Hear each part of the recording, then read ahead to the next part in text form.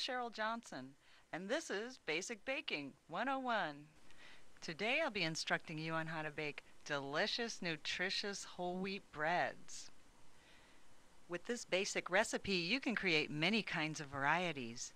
Pause your video here to get the recipe and round up your ingredients. This is a yeast bread, and yeast has to eat in order to work, so we have to feed it some sugar.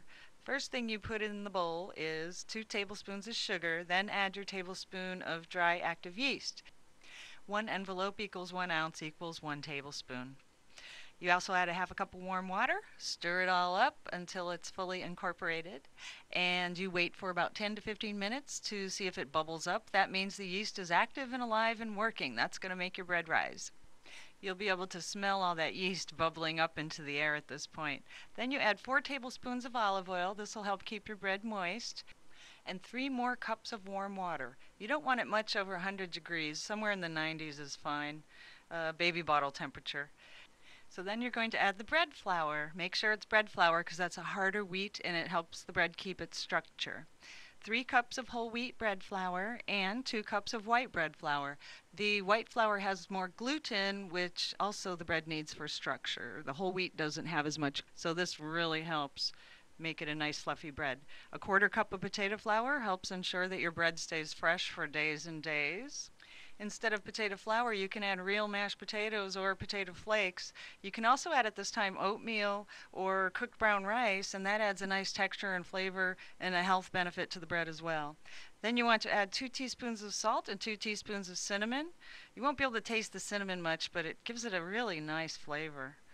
So if it needs more flour, add a little more flour. If it needs a little more water, add a little more water at this point. You have to sort of eyeball it and see how it's going. It needs to gather itself up into a nice smooth ball. You can sprinkle flour around the edges to keep it from sticking. At some point it's going to stop sticking and it should clean the bowl all by itself with no extra flour. After about 7 to 10 minutes of this kneading, it should be nice and elastic and have developed some nice glutens, which is going to give the bread structure as it rises, and it won't fall in on itself when it's rising or when it's baked. At this point, you're going to have to knead it by hand a little bit. So put some flour down on the counter. Flour or oil works good at this point. Either one will do, depending if you need it more moist or more dry. Digging your palms into the bread and stretching it away from you, rolling it back and then giving it a 1/4 of a turn each time you knead it a couple or 3 times. So you go 1, 2, 3, turn. 1, 2, 3, turn. You do this arm exercise for another 5 minutes until the dough starts getting very elastic, very smooth. Feels like a baby's skin. And now it's ready for its first rising. You put it into a greased bowl of some sort in a fairly warm location. And then you want to cover it with either a greased cellophane or a damp towel, which is what people use for centuries until cellophane was invented. Cover it loosely so that the dough has a little room to rise in case it wants to push up against the top. After it rises for about an hour, it's time to punch it down, knead it again, and then have a second rising after it's been shaped. Now you have to squeeze out all the air bubbles that the yeast made, otherwise your bread will have big, giant holes in it. You want your bread grain to be finer, that's why we rise it and knead it twice. And that busts up the bubbles really small so you have a finer grain of bread. After about 5 more minutes of kneading, it's time to shape the dough back into a ball and let it rest for a little while. That's going to relax the glutens a little bit so that it can be worked with and shaped so you can pan it up. After it's rested about 5 to 7 minutes, you can shape it into pretty much any shape. You can put it in a traditional bread pan and it works just fine. Here I'm going to show you how to do a French bread loaf. A French bread loaf requires a special pan. However, you can just do it on a flat pan in the oven. It won't be as round and high, but you'll still get the nice French bread effect. You can also use this to make little hamburger buns or rolls. It adapts very well to any shape. This is how we make our French bread after greasing the pan and putting some cornmeal on it so it doesn't stick. Let it rise in the pan and bake it at 375 degrees for 45 minutes. This recipe makes excellent cinnamon rolls. You can add things like walnuts, blue cheese, shredded cheddar, and diced jalapenos. All different kind of flavors work really well with this bread. Seeds go good in there too. Poppy seed, sesame seed, flax seed. All healthy, all delicious. You can cut the dough into segments and then roll it out like Play-Doh. Get the kids to help you with this one. They would love to help you with this project, believe me. So once the dough is rolled very evenly, you don't want any lumps or bumps or the pretzel's going to rise and look really strange. You make sure the dough is very even and you get a nice long, about a 6-inch roll, and you flip the ends over each other to form what is supposed to look like praying hands. Sprinkle a greased baking pan with some cornmeal and continue to form and place your pretzels on the pan for rising and eventual baking.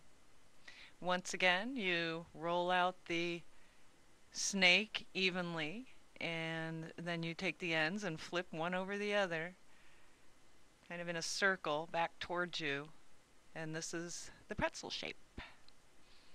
Very fun.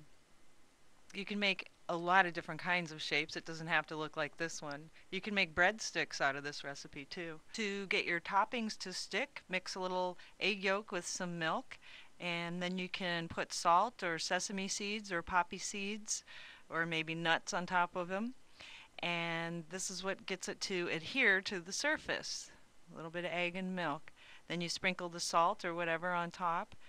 This salt we're using is from Madagascar. You try to use a larger salt and stay away from table salt, but if it's too large you may have to grind it up a little bit first.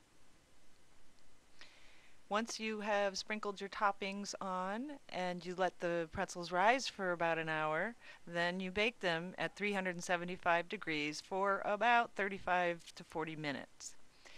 Once they're nicely brown, you can put them on a cookie sheet to cool so they'll have a nice crispy surface. These are delicious with honey mustard hot from the oven, or you can put them in the toaster later.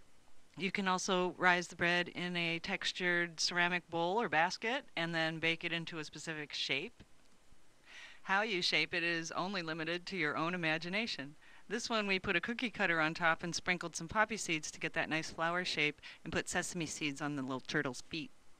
You can also ball it up and make rolls and put it into a muffin tin, let it rise and bake it at about 375 degrees for about 35 minutes. You can also make it into a braided shape and come out with something like you have here. You don't even need a special pan to do this. There's nothing like the smell of fresh baked whole wheat bread filling up the house. Get out the butter and cut yourself a big piece. Thanks for joining me on Basic Baking 101. I'm Cheryl Johnson. Happy baking! Basic Baking is sponsored by giftformylady.com, the website with gifts all women love. No sizes to pick and free shipping. That's giftformylady.com.